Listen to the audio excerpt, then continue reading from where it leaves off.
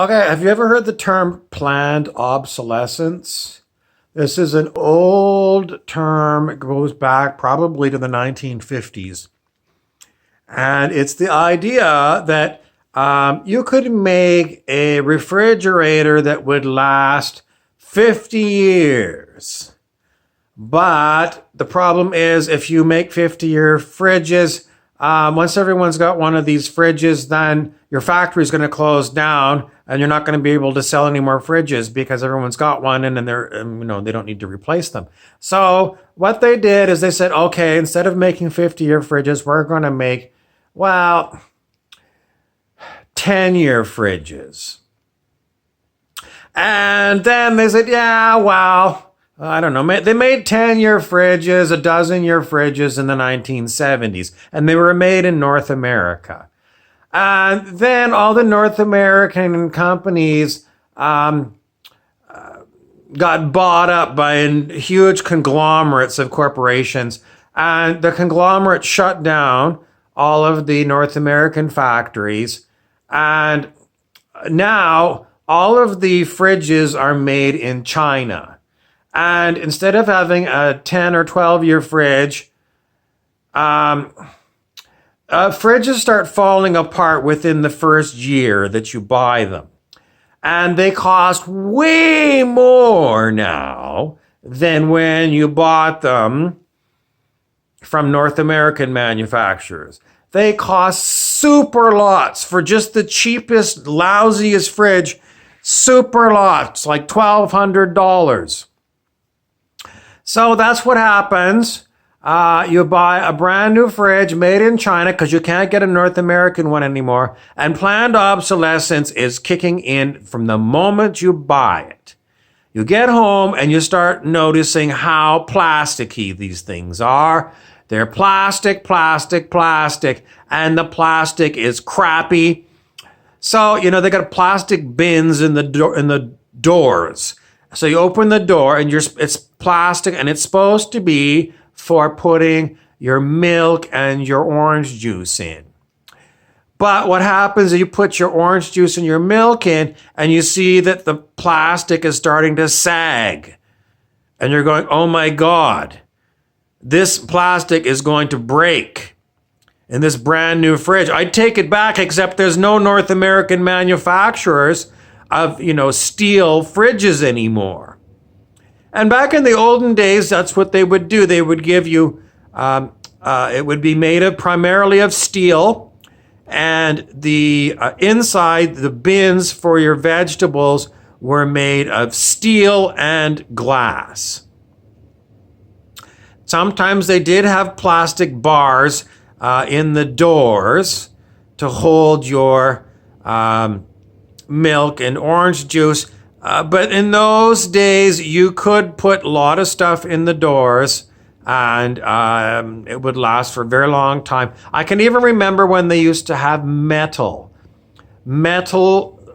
supports, a metal bar across. So you put the orange juice behind the metal bar, and then it wouldn't fall out when you opened the door. But no longer, planned obsolescence has got to the point where as soon as you get the fridge home, you hate it because it's already obsolete. Now, the next point is cell phones or smartphones. Smartphones are famous for this planned obsolescence. They plan obsolescence of this phone. Well, I can't remember I think it's a 2-year contract I'm on. I'm going to have November, December, and it comes up for the contract's over in January. So I got 3 months left. And why is it when 3 months is coming up, all of a sudden I'm noticing that this smartphone is becoming bogged down? It's becoming like clogged. I push a button to start up Facebook or Instagram, and everything freezes up. It never froze up on me. All the other times I had this phone, it's the same apps. What's going on? It's planned obsolescence. They know that my contract is up and they want me to sign a new contract so I can get a new phone because this phone is not working properly anymore. It started 6 months ago. 6 months ago, I stopped being able to put files onto the SD card. I paid an extra $60 to get an SD card put in this phone, and it just stopped working one day. I couldn't put any files on there anymore. It just wouldn't work. And this phone, unlike the olden days, like 5 years ago, you could open up a smartphone and take out the battery and take out the SIM card and take out the SD card. So that's what I was thinking with this one. That's all I'll do is I'll open it up and maybe the SD card needs to be pulled out and, check it for dust or something and then put it back in again and maybe it'll go. No. Now the smartphone is glued shut. And they say, if you open it, you're going to void your warranty.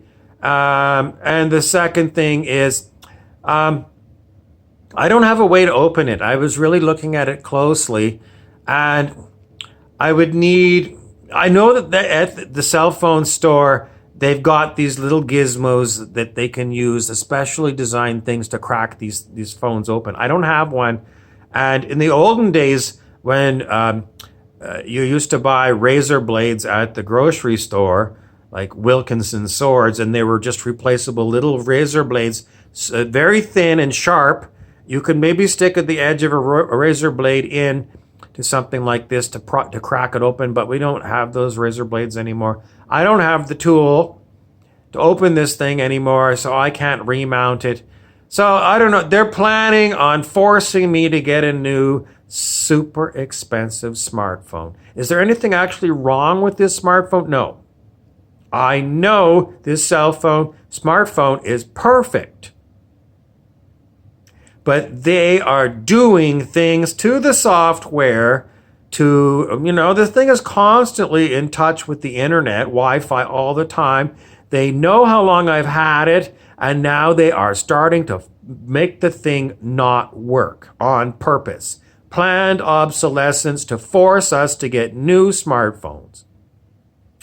Capitalism is all about making your customer buy again. Keeping them locked in to these monthly contracts so the corporations can keep getting a monthly stream of income. That's what it's all about. That's the planned obsolescence, and that's why we are going to get rid of capitalism. Because what happens with all these smartphones, it's just more garbage.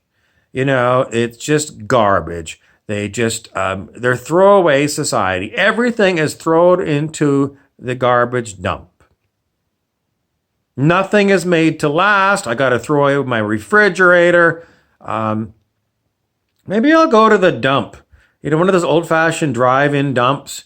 And I'll go see if I can find a 1970s vintage refrigerator. And I'm going to take it home. And, even if I have to put a new motor in it, it's going to be way more reliable than a modern Chinese piece of junk. Chinese junks. The name comes because in the olden days, sailing ships that would go up the Yangtze Kiang River were known as either saipans or junks. They weren't junky. They were really good. They were excellent little sailboats. But they are called a junk. And today's junk out of China has got nothing to do with sailboats, everything to do with forcing you to buy new every 6 months because they want your money. Who are the biggest capitalists on the planet? Well, the Chinese. I thought they were communist. No. I had this disagreement with someone recently. They said, China is communist. I go, what planet are you on? They're the most capitalist place on the planet. Yes, they're a dictatorship, but lo and behold, I'm sorry, in these Western countries we call democracies, you're living in a dictatorship. You elect someone to be king, except, does your vote really count? No. You don't have a say. One out of millions of votes, and you say, well, I participate. No, you didn't. Really? It's like buying the lottery ticket. I participated in this week's lottery. I didn't win. No kidding. You didn't win. Someone's going to win. I'm sorry. Someone's going to win the election too. You don't have a say. It's a dictatorship. Everything is a dictatorship. All I want is a damn fridge that works and doesn't break when I bring it home. And I want a smartphone that, is going to keep working because it's fine.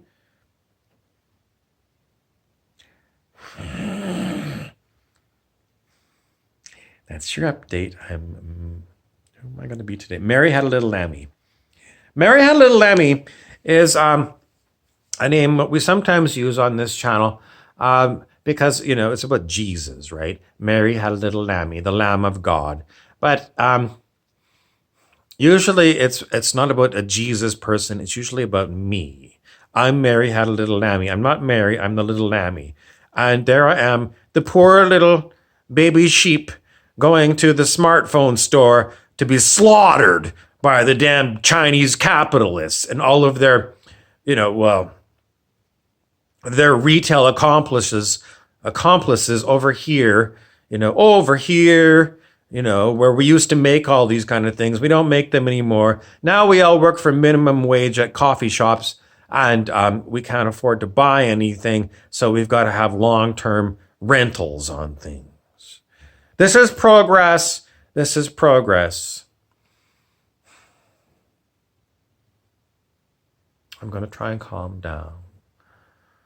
Oh, that make me feel better? No, but I'm going to make myself a cup of coffee. Thank you for listening to my comedy break. I'm Mary Had a Little Lammy.